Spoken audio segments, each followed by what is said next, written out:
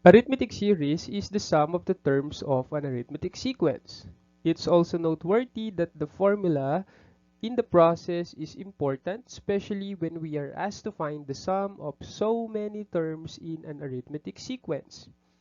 It will save you time, of course, as compared kapag nag-add ka isa-isa ng bawat terms. So let's get started. Arithmetic series is given by this formula. S sub n is equal to n over 2 times the quantity a sub 1 plus a sub n. Remember that n here represents the number of terms, a sub 1 represents the first term, and a sub n represents the last term. For example, find the sum, okay, of the series 1 plus 3 plus 5 plus 7 plus up to 59. Okay. Now, kung mapapansin natin, may ma-identify tayo agad dito na given na nasa ating formula. Let's say a sub 1 is equal to 1 since the first term of the series is 1. The common difference is 2 because 3 minus 1 is 2. And also, we can use the formula a sub n is equal to a sub 1 plus the quantity n minus 1 times d in order to find the value of n. Kasi hindi binigay kung ilang terms ba yung nasa sequence.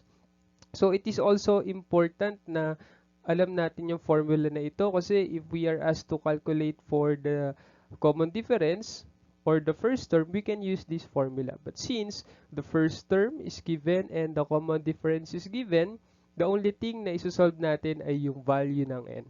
So take note that a sub n na ilalagay natin dito would be 59 because 59 is the last term, okay, ng ating series. So by substituting the values, we have 59 is equal to our first term is 1 plus n minus 1, wala pa tayong n, times the common difference which is 2. Okay, so let's simplify this one. So we will now have 59 is equal to 1. So 2 times n is 2n. 2 times negative 1 is negative 2.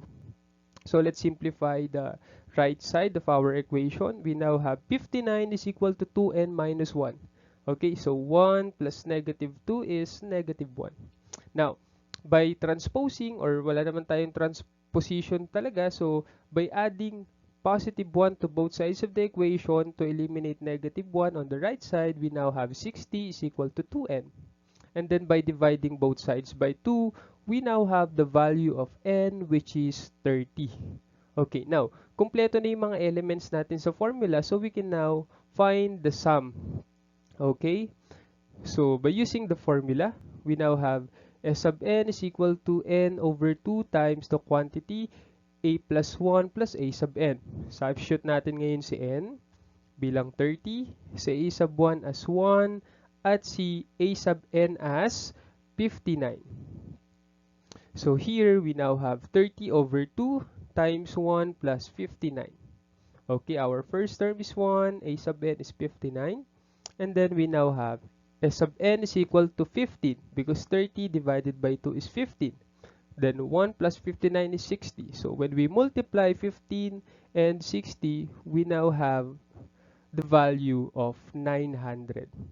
So meaning the sum of this, okay, is 900. So we know that the formula in finding the sum of the series is given by this. However, this can be applied if the first term, the value of n, and the last terms are given. Unfortunately, hindi naman laging ganun yung case. But how about if the last term is not given? So how are we going to find the series? So in this case, we're gonna use this formula. Okay, so hindi rin ito kaibahan sa inyo because a sub n here, okay, meron tayong formula in finding the n term of an arithmetic sequence which is given by a sub 1 plus n minus 1 times the common difference. Pinalitan lang natin iyon dito at sinimplify nasa parenthesis kaya naging ganito yung formula natin. So 2a sub 1 plus n minus 1 times the common difference. Okay, so Let's proceed. Let's say find the sum of the first 20 terms in the arithmetic sequence 2, 7, 12, 17, and so on. Okay, now, alam na natin that we are asked to find the first 20 terms. So, 20 terms. So, meaning the value of n is 20.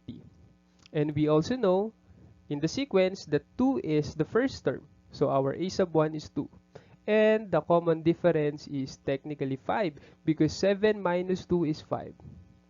Okay, now, so by using the formula, okay, by using this formula, substitute natin yung mga values natin to get the sum of the first 20 terms. So we now have 20 over 2. Remember that 20 is our n divided by 2. Okay, times, we have 2 times 2. So our a sub 1 is 2. Plus our value of for n is 20. So 20 minus 1 times the common difference, which is 5. By simplifying this expression, or sorry, this equation, we now have s sub n is equal to 20 over 2 is 10, 2 times 2 is 4, 20 minus 1 is 19 times 5. So now we have 10 times, of course, 4.